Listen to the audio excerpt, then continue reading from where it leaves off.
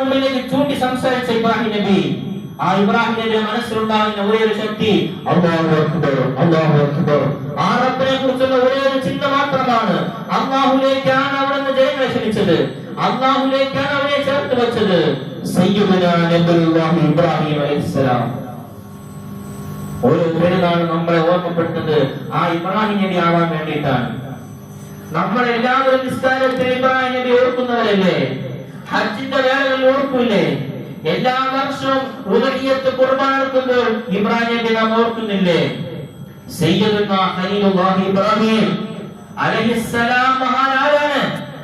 അതും നമ്മളെ പഠിപ്പിക്കുന്നത് ലോകത്തെ തെറ്റിന്റെ കൊടുങ്കാലത്തിൽ ഒലഞ്ഞു പോവാതെ, ഓരോ തെറ്റിന്റെ മുമ്പിൽ ആദർശം പണം വയ്ക്കാതെ ഉറച്ചയായ ദീനിൽ അടിയുറച്ചു നിന്നിട്ട് അല്ലാഹു കൂടെ ഉണ്ടെന്നുള്ള അടയാളമാണ്. 1000 കൊല്ലങ്ങൾക്കപ്പുറം കോടിശ്വരത്തിന് മുമ്പിൽ ഈ ലോകത്തിനെ അണച്ച് ദീനിന്റെ തിന്മയെ മുന്നിൽ നിർത്തി നന്മയെ അണയ്ക്കാൻ ശ്രമിച്ച, അജ്ഞാനത്തിന്റെ മുമ്പിലേക്ക് വലിച്ചെറിഞ്ഞുകൊണ്ട് ഈ ലോകത്തിന് നന്മയെ കെടുത്താൻ ശ്രമിച്ച ധിക്കാരികൾക്ക് മുമ്പിൽ.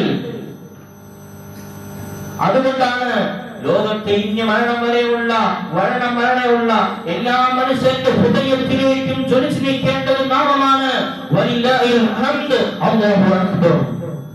ഇബ്രാഹിം നബി അലൈഹിസ്സലാമിനെ തീക്കുണ്ടാരത്തിലേക്ക് വലിച്ചെറിഞ്ഞുകൊണ്ട് ഒരു വർഷക്കാലമല്ല, നൂറ്റാണ്ടുകാലമല്ല, ഇനി വരുന്ന ജനതയ്ക്ക് മുമ്പിലേക്ക് നന്മയുടെ വിളക്കിനെ അടച്ച് തിന്മയെ ഉയർത്തിക്കൊണ്ടുവരാൻ നോക്കിയ ഒരു സമുദായത്തിന്റെ മുമ്പിലേക്ക്, ഒരു ദേശത്തിന്റെ മുമ്പിലേക്ക് ഇബ്രാഹിം നബിയെ തീക്കുണ്ടാരത്തിലേക്ക് വലിച്ചെറിഞ്ഞ് അടയ്ക്കാൻ ശ്രമിച്ചപ്പോൾ അല്ലാഹു അക്ബർ എന്ന അചഞ്ചലമായ മന്ത്രധ്വനിയുടെ ബലത്തിൽ അല്ലാഹു വലിയവനാണെന്ന ആ ഒരു വലിയ ശബ്ദത്തിന്റെ മുന്നിൽ തീക്കുണ്ടാരത്തിലേക്ക് എറിയപ്പെട്ട ഇബ്രാഹിം നബി അലൈഹിസ്സലാമിന് സലാമൻ അലാ ഇബ്രാഹിം, വിശുദ്ധ ഖുർആൻ പറയുന്നു, ഇബ്രാഹിമിനെ ആ തീ കൊടുത്തത് സന്തോഷവും തണുപ്പും സമാധാനമായി കൊടുക്കുകയാണ്.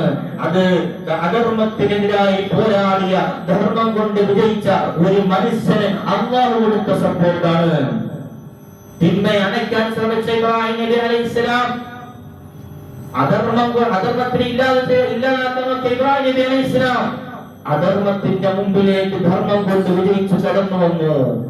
തിന്മയെ കത്തിച്ച് ജ്വലിച്ച് പ്രകാശിപ്പിക്കാൻ നോക്കിയ സമുദായത്തിന്റെ മുന്നിലേക്ക് അധർമ്മങ്ങളെ എല്ലാം തുടച്ചു നീക്കി ഇല്ലാതാക്കി ആ തീക്കുണ്ടാരത്തിലേക്ക് എറിയപ്പെട്ട ഇബ്രാഹിം നബി അലൈഹിസ്സലാമിന്റെ കൂടെ തന്നെ ആ നാട്ടിലെ സർവ്വ തിന്മകളെയും അല്ലാഹു കരിച്ചു കളഞ്ഞിട്ട് ഖലീലുല്ലാഹി ഇബ്രാഹിം നബി അലൈഹിസ്സലാം ഉയർത്തിയ നന്മകൾ ആ തീക്കുണ്ടാരത്തിൽ നിന്നും ഉദിച്ചുയർന്നു വരികയാണ്.